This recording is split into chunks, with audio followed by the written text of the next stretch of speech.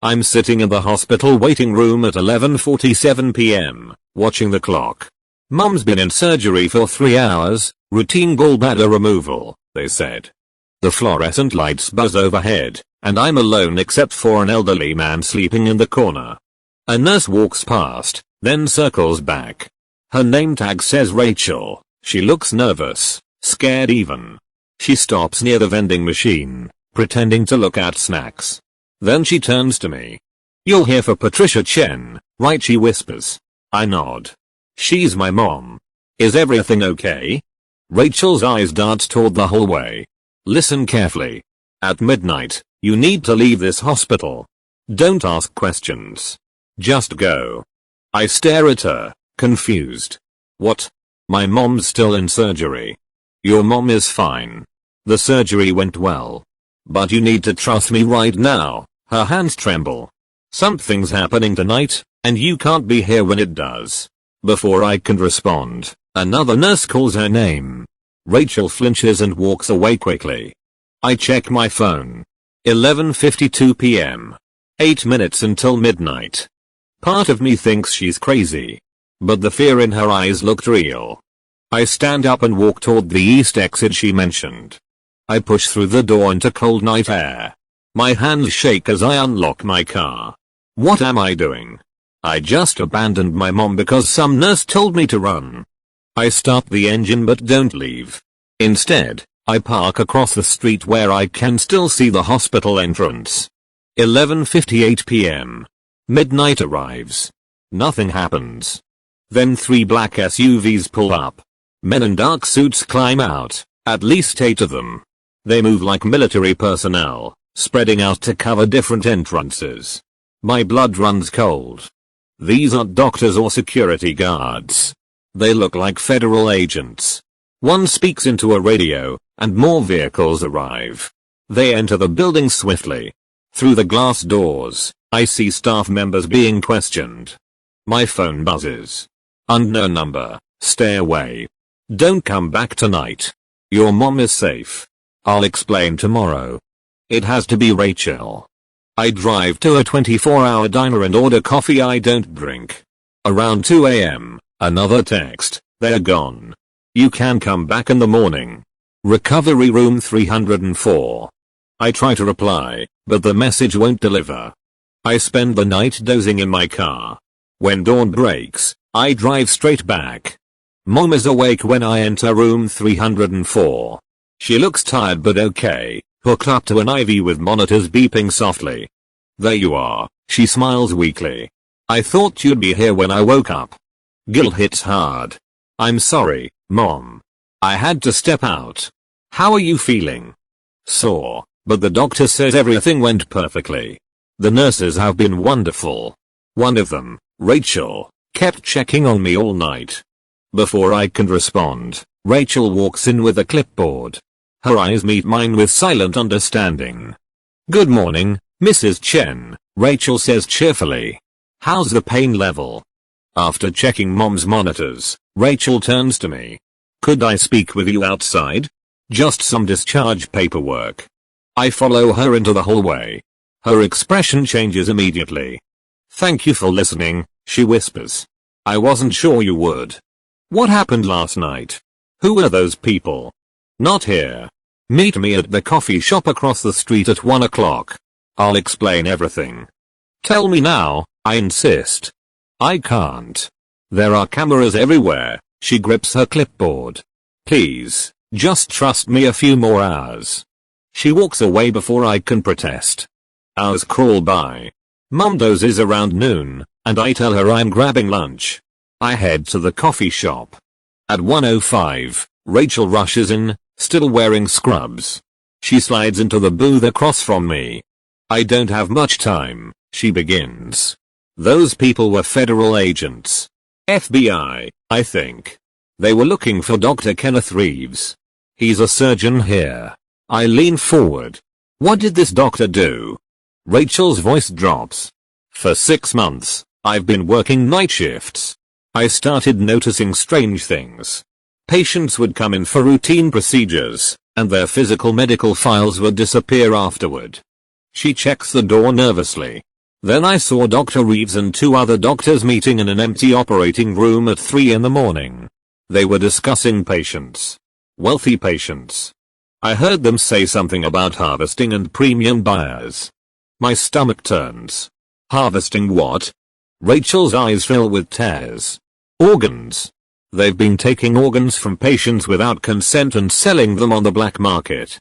The words hang between us. That's impossible, I whisper. Someone would notice. That's what I thought. But these doctors are smart. They only target specific patients. What kind of patients, I ask, my voice barely steady. People who come in alone. No family present during surgery.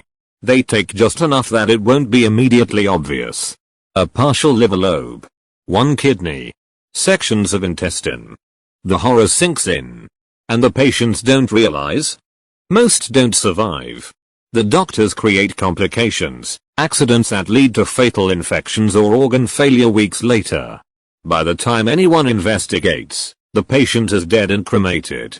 I think about Mom. My mother. Your mother is fine, Rachel interrupts quickly. Dr.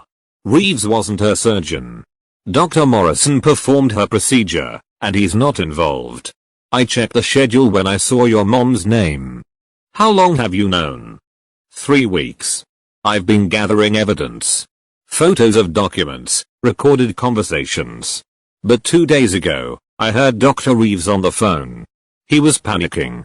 Someone had reported him to the FBI. Rachel pulls out her phone. That's when I knew they'd be coming. I didn't know when exactly.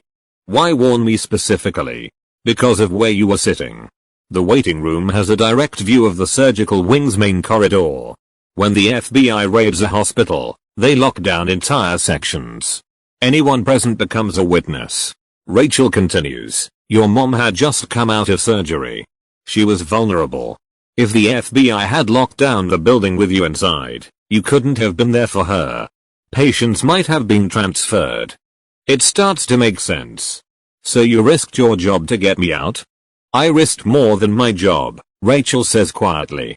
If Dr. Reeves knew I was the one who reported him, she doesn't finish. Have they arrested him? I don't know yet. They took several doctors into custody for questioning. They seized computers and files. But I haven't heard anything official. She checks her watch. I need to get back. Wait, I grab her arm. Are you safe? Rachel's smile is sad. I don't know. But I couldn't stay silent. Too many people have died. After she leaves, I sit there trying to absorb everything. It sounds like a crime show, not real life. But those federal agents were real. Rachel's fear was real. I call my brother Derek. He's an investigative journalist working overseas. How's Mom? He answers. She's okay. But Derek, something's happened. I tell him everything. He listens without interrupting. Do you believe her? Derek asks. Yes. I saw the FBI. This is real. Don't talk to anyone else about this. Document everything. I return to Mom's room, my mind spinning. She's awake, watching TV and looking better. There you are, she says. Did you eat? Yeah, Mom, the light comes easily. I can't tell her what's happening. Not yet. A different nurse checks her vitals. I watch carefully, wondering if she knows anything about Dr. Reeves. Around 3 o'clock, there's commotion in the hallway. Security guards rush past. I stick my head out and see a doctor being escorted out of the building. He's arguing, claiming they have no right. Behind them, I spot 2 people in dark suits, the same type who raided last night. Mom doesn't notice. She's drowsy from pain medication. I text Rachel, is that one of them? No response. By evening, Mom is strong enough to eat solid food. The doctor says she's recovering beautifully. She might go home tomorrow. Around 7, my phone buzzes. Rachel, can you come to the 4th floor? Staff lounge at the end of the West Wing. We need to talk. I find Rachel sitting on a worn couch with her head in her hands. Are you okay? I ask. She looks up, eyes red. They arrested Dr. Reeves this afternoon. And Dr. Chen. And Dr. Patricia Hammond. That's good, right, I say. They caught them. There's more. Rachel stands, pacing. The FBI questioned me for 2 hours. They wanted everything I saw and heard. I gave them all my evidence. You did the right thing. But the FBI agent told me something. Rachel's voice shakes. This operation has been going on for 3 years. Not 6 months like I thought. 3 years. Dozens of victims, maybe more. The number hits me like a punch. How did nobody notice? They were careful. They spread it out across different hospitals in the region. Never too many cases in one place. Rachel pulls out a folder. The FBI left this where I could see it during our interview. I think they wanted me to. She shows me a list of names. Patients. Dates of surgery. Dates of death. At least 40 names. These are confirmed victims so far, Rachel says. I scan the list. One name jumps out, James Chen. Wait, that's my uncle. He died 2 years ago. Post-surgical infection after routine surgery. Rachel's eyes widen. Which hospital? This one. Mercy General. My hands shake. They said it was bad luck. We never questioned it. What kind of surgery? Hernia repair. Simple operation. But he developed sepsis a week later. Rachel flips pages. Was his surgeon Dr. Patricia Hammond? My blood runs cold. Yes. I can barely breathe. Why him? Uncle James wasn't wealthy. He was a retired postal worker. Rachel sits beside me. It wasn't always about wealthy buyers. Sometimes they took organs opportunistically. Your uncle probably had a rare blood type or tissue match someone desperately needed. Does my mom know? Did they take anything from her? No, Rachel says firmly. I checked. Your mom's surgery was clean.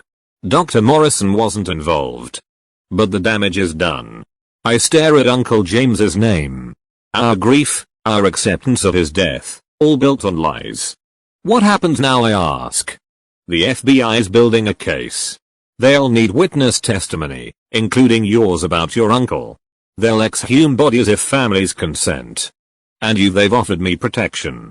Witness protection, maybe. Dr. Reeves knows I turned him in by now. Is your life in danger? Probably, she says it calmly. But I couldn't let it continue. Every night I worked here, I wondered if another patient was being targeted. That night, I don't sleep. I watch Mom breathe, thinking about Uncle James. Thinking about those 40 names. When morning comes, the doctor clears Mom for discharge. I help her get dressed and drive her home. Derek's car is already there. Derek, Mom's face lights up as he helps her inside. You didn't have to come. Of course I did, Mom. He hugs her carefully. Let's get you settled. Once Mom is comfortable, Derek pulls me into the kitchen. Tell me everything again, he says. I do. I tell him about Rachel, the raid, the victims, Uncle James's name. Derek's jaw tightens. Dad's going to lose it when he finds out, Derek says. He blamed himself for years. When do we tell them? Not yet. Let Mom recover. But soon. Derek opens his laptop. I've been making calls. I have FBI contacts. They confirmed the investigation is active and massive. This will be national news within days. Rachel said more people might be involved. Not just doctors. Derek nods. Hospital administrators. Maybe board members who took kickbacks. Over the next week, Mom recovers while Derek and I dig deeper. Rachel keeps us updated. The FBI's investigation is expanding rapidly. Dr. Reeves had kept meticulous records. When they raided his home, they found spreadsheets detailing every illegal surgery, every organ sold, every payment. Millions of dollars over 3 years. The media breaks the story on day 8. Organ trafficking ring exposed at Mercy General. Mom sees the news and goes pale. That's where I had surgery. Where James? She stops, looking at me. I can't lie anymore. Yeah, Mom. They did. She cries for hours. When Dad arrives, we tell him to. His reaction is worse, pure rage. He wants to drive to the courthouse where Dr. Reeves is being held. We talk him down, barely. The FBI contacts me 3 days later. They want me to give an official statement about Uncle James. They want to interview Mom too, to confirm Dr. Morrison's innocence. An agent comes to the house, a woman named Agent Sarah Park. She's professional but kind. We're pursuing murder charges against Dr. Reeves and his associates, Agent Park says. Your uncle's case will be part of the prosecution. How many victims, Dad asks. Agent Park hesitates. We've confirmed 43 so far. But we believe the number could be higher. Some bodies were cremated. Some families moved away. 43 people, Mom whispers. Murdered where they went for help. Agent Park spends 2 hours documenting everything about Uncle James. His symptoms, the surgery, the infection, his decline. Details we'd tried to forget. When she leaves, she gives me her card. Thank you for coming forward. I know this isn't easy. Later, Derek tells me Rachel wants to meet. She says she has something to show us. We meet at a law firm office downtown, a temporary FBI witness coordination center. Rachel looks different. Shorter hair, dyed darker. Stress shows in her face. Rachel spreads documents across the table. The FBI is letting me share this because you're directly affected. She points to a timeline. 2 years ago, James Chen came in for hernia surgery. His medical file shows AB negative blood, one of the rarest types. 3 days before his surgery, a wealthy patient in New York needed a kidney. Also AB negative. My stomach churns. You're saying they targeted Uncle James? Yes. Dr. Hammond performed the surgery with Dr. Reeves assisting. They removed one kidney along with repairing the hernia. The kidney was transported to New York. But Uncle James died from infection, I say. Rachel's expression is grim. The infection was induced. They contaminated the surgical site deliberately to mask what they'd done. If James survived and discovered the missing kidney, he could have reported them. The casual cruelty makes me want to vomit. Derek speaks up. Who got the kidney? Rachel flips pages. A real estate mogul named Richard Hastings. He paid $250,000. He's been arrested too. But he's claiming he didn't know it was illegal. That's bullshit, I snap. Who pays that much without asking questions? Desperate people, Rachel says softly. Rich, desperate people who don't want to wait years on a legitimate transplant list. Over the next hour, Rachel walks us through 6 more cases. Same pattern each time. What about hospital administration? Derek asks. Did they know? Rachel nods. The FBI believes at least 3 executives were aware and accepting payoffs. The CFO, the chief of surgery, and the compliance director. All arrested. How did they hide it so long, I ask. Compartmentalization. Only a few people knew the full scope. Dr. Reeves handled the medical side. The CFO managed money laundering, payments disguised as consulting fees and equipment purchases. The compliance director made sure no internal audits flagged irregularities. There's something else, Rachel says, pulling out a photo. It shows Dr. Reeves at a charity gala with someone I recognize, Senator Thomas Bradford. The senator's wife needed a liver transplant last year, Rachel explains. She got one within 2 weeks. The official story is she was lucky. Derek leans forward. But that's not what happened. We don't know yet. But the FBI is investigating whether her liver came from this ring. If it did, and if the senator knew. The implications sit heavy. Derek is already texting news contacts. Be careful, Rachel warns. The senator has powerful friends. If you publish before the FBI confirms, you could get sued. Or worse, I add. Derek nods. I'll wait for confirmation. Agent Park enters, signaling our time is up. In the parking garage, Derek turns to me. This is bigger than we thought. The following Tuesday, the news explodes. The FBI announces additional arrests. Among them, Senator Bradford's chief of staff and 2 staffers. The senator himself is named as a person of interest. Within hours, it's the top story everywhere. Political analysts debate whether the senator knew his wife's transplant was illegal. Rachel texts me, "It's happening." Derek's phone rings constantly. News outlets want interviews. He's careful about what he shares, coordinating with the FBI. More families come forward. The victim count rises to 62. Then 70. The FBI sets up a hotline for anyone who lost a loved one at Mercy General or 3 other hospitals. The ring was larger than anyone believed. Mum's recovery continues, but stress weighs on her. She has nightmares about surgery, even though she wasn't targeted. Dad throws himself into supporting victims' families. He starts attending meetings of a newly formed advocacy group demanding justice. I try to return to normal. I'd taken leave from my software engineering job to care for Mom. But focusing on code feels impossible. One evening, Agent Park calls. "We need you to testify before a grand jury. Your uncle's case is one of our strongest." When I ask, "Next month. We're moving quickly." I agree. Of course I do. The grand jury testimony happens on a cold November morning. I'm nervous, but the prosecutors prepare me thoroughly. The grand jury room is smaller than I expected. About 20 citizens watch as I'm sworn in. The prosecutor guides me through testimony. I talk about Uncle James. His kindness, his love for family, his excitement about retirement. Then the surgery, the infection, watching him die. My voice cracks describing his last words, "Tell everyone I love them." I explain how we accepted his death as a tragedy, never imagining murder. The grief my family carried. Dad's guilt for choosing that hospital. "And when did you learn the truth?" the prosecutor asks. 2 months ago. A nurse named Rachel warned me to leave the hospital at midnight. She risked everything to expose this. Without her courage, my mother might have become another victim. The grand jury members take notes. Some look angry. Others sad. When I finish, I feel drained. Derek is waiting outside.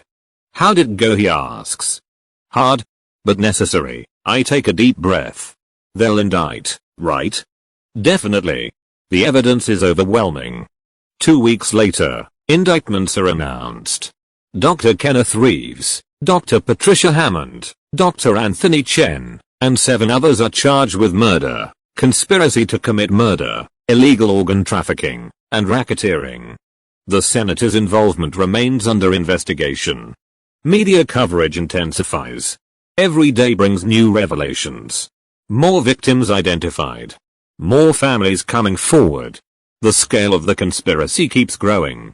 Rachel remains in protective custody. We communicate through encrypted messages. She tells me she's testifying too. The trial begins 6 months later. It's one of the largest medical malpractice cases in state history. The courtroom is packed with victims' families, media, and curious onlookers. I attend every day, sitting with Mom and Dad. Derek covers the trial for his newspaper. Rachel is there too, surrounded by FBI agents. The prosecution's case is methodical and devastating.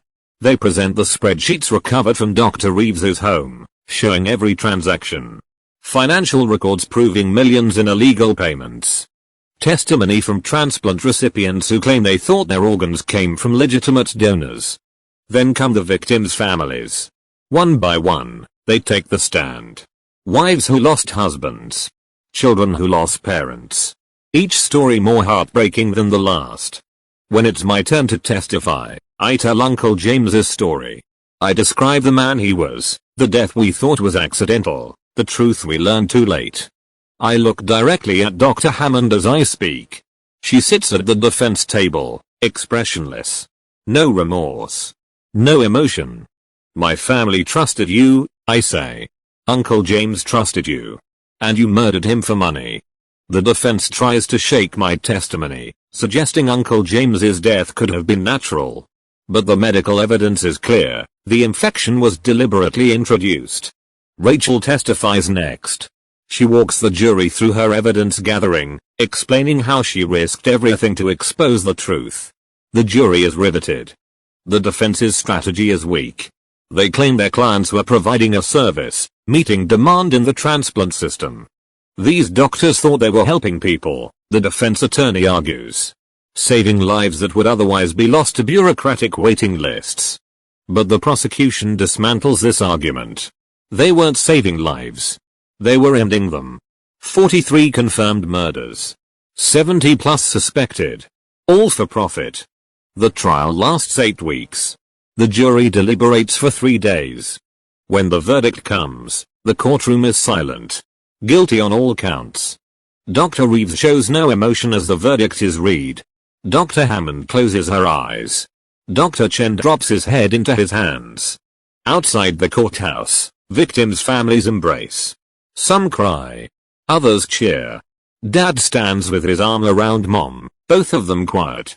It's not closure, Dad says softly. But it's justice. Sentencing happens 2 weeks later. Dr. Reeves receives life without parole. Dr. Hammond gets 40 years. Dr. Chen gets 35. The hospital executives receive sentences ranging from 15 to 25 years.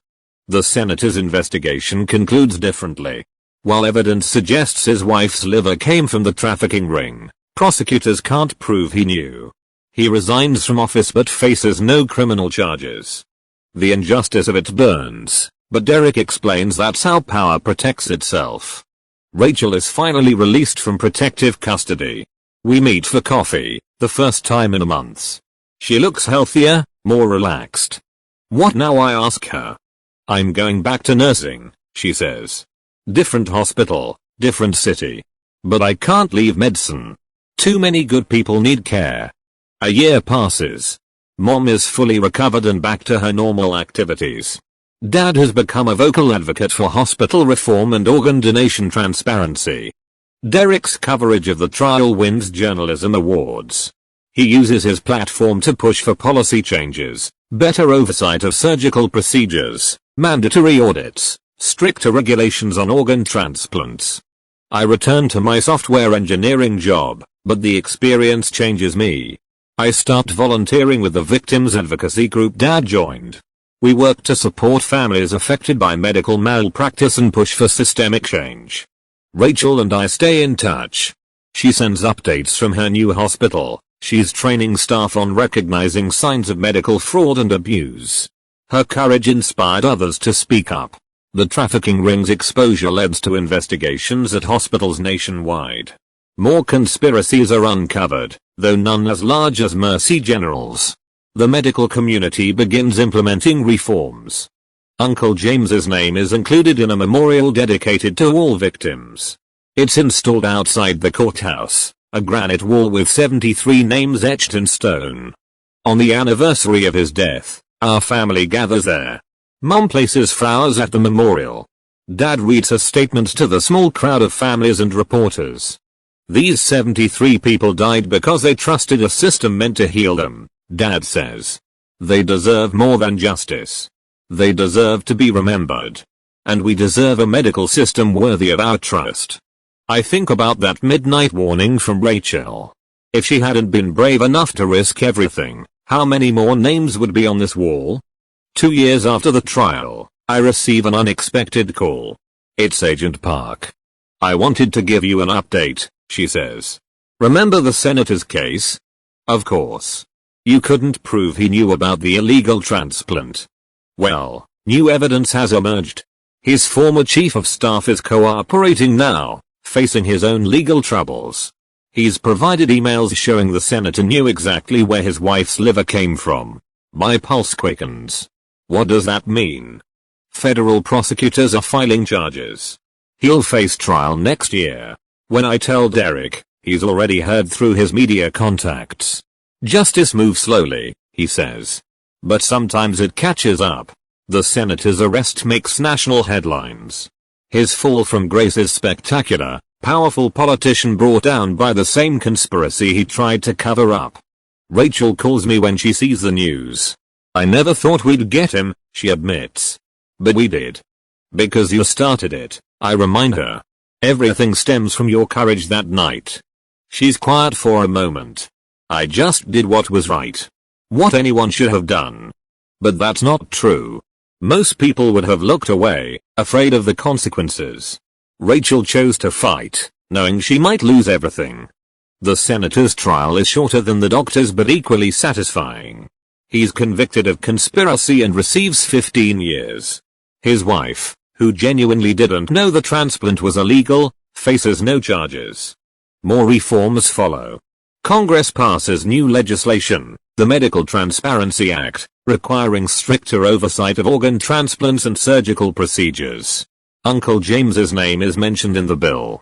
3 years after Rachel warned me to flee at midnight, I stand at a podium during a hospital ethics conference. I've been invited to speak about the Mercy General case and its aftermath. My uncle died because he trusted his doctors, I begin. My mother survived because a nurse refused to stay silent. The difference between those two outcomes is courage.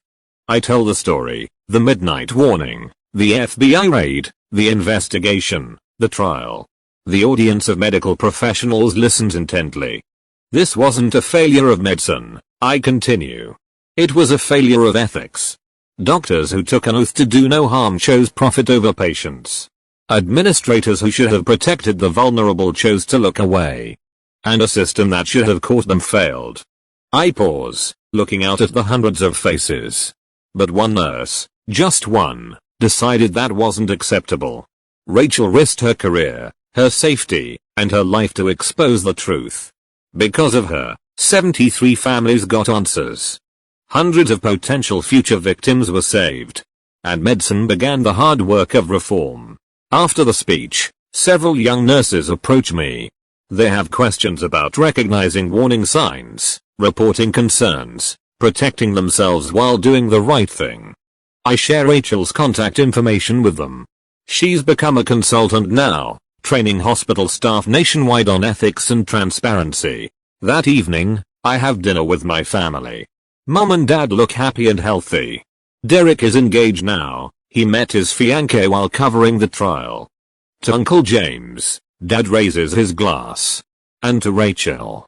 And to everyone who chooses courage over silence. We toast. The weight of the past 3 years has transformed into something else. Not healing exactly, some wounds don't heal. But purpose. Meaning. 6 months later, I receive a wedding invitation. It's from Rachel. She's marrying another nurse she met at her new hospital. The wedding is small and intimate. I attend with my family. Rachel looks radiant, genuinely happy for the first time since I've known her. During the reception, she pulls me aside. I wanted to thank you, she says. For believing me that night. For testifying. For staying involved in the advocacy work. I should be thanking you, I reply. You saved my mom's life. And you gave 73 families the truth. Rachel shakes her head. We did it together. You, me, Derek, Agent Park, all the families who came forward. That's how justice works, people choosing to stand together. She's right. No single person brought down the trafficking ring. It took a nurse willing to risk everything, a family willing to fight for truth, journalists willing to investigate, federal agents willing to pursue justice, and a community unwilling to let evil hide in the shadows. As I drive home that night, I think about how one moment can change everything. If Rachel hadn't warned me to flee at midnight, I might never have known the truth. The FBI might have raided the hospital with me inside, and the story might have unfolded differently. But she did warn me. And I listened. And together with so many others, we brought down a conspiracy that had murdered dozens and traumatized hundreds. The story doesn't end with the trials or the reforms or the memorial. It continues every day in hospitals across the country, where medical professionals face ethical choices. Where some choose silence and others choose courage. I carry Uncle James's memory with me always. And I carry Rachel's lesson, when you see something wrong, speak up. Even if your voice shakes. Even if you're afraid. Especially then. Because silence protects predators. But courage saves lives. 5 years after that midnight warning, the Mercy General building is demolished. The hospital's license was permanently revoked after the scandal. A new medical center rises in its place, built with strict transparency requirements and ethical oversight. They ask our family to speak at the grand opening. Dad accepts. This building represents more than medicine. He tells the crowd. It represents our commitment to never again let profit corrupt the sacred trust between doctor and patient. The new hospital is named Hope Memorial, honoring all victims of medical malpractice. Uncle James's photograph hangs in the main corridor, alongside the other 72 victims. Rachel is hired as the chief ethics officer. It's perfect. The nurse who exposed corruption now leads the charge for transparency. I visit the memorial wall often. Sometimes I see other families there too, leaving flowers, sharing memories. The tragedy connects us in ways both painful and profound. Derek's book about the case becomes a bestseller. All proceeds go to the victims' families and the advocacy organization. He dedicates it to Rachel and Uncle James. Mum starts a support group for families affected by medical malpractice. She channels her pain into purpose, helping others navigate grief and legal battles. I continue my software engineering career but also volunteer with the advocacy group. We've helped pass legislation in 3 states, improving hospital oversight and protecting whistleblowers. The senator serves his sentence at a federal prison. Dr. Reeves, Dr. Hammond, and the others will likely die behind bars. Their legacy is 73 deaths and a shattered trust in medicine. But Rachel's legacy is different. She's the nurse who refused to stay silent. Who risked everything for truth. Who proved that one person with courage can change the world. And my legacy? I'm the person who listened when someone said to flee at midnight. Who came back with the FBI. Who fought for justice alongside my family and community. Together, we turned tragedy into transformation. We took the worst of humanity, greed, cruelty, murder, and answered it with the best, courage, truth, justice. That's the story I tell whenever I'm asked. Not just what happened, but what it means. How one nurse's warning saved my mother's life and exposed a conspiracy. How choosing courage over silence can change everything. Because evil thrives in darkness. But when someone brave enough turns on the light, everything changes.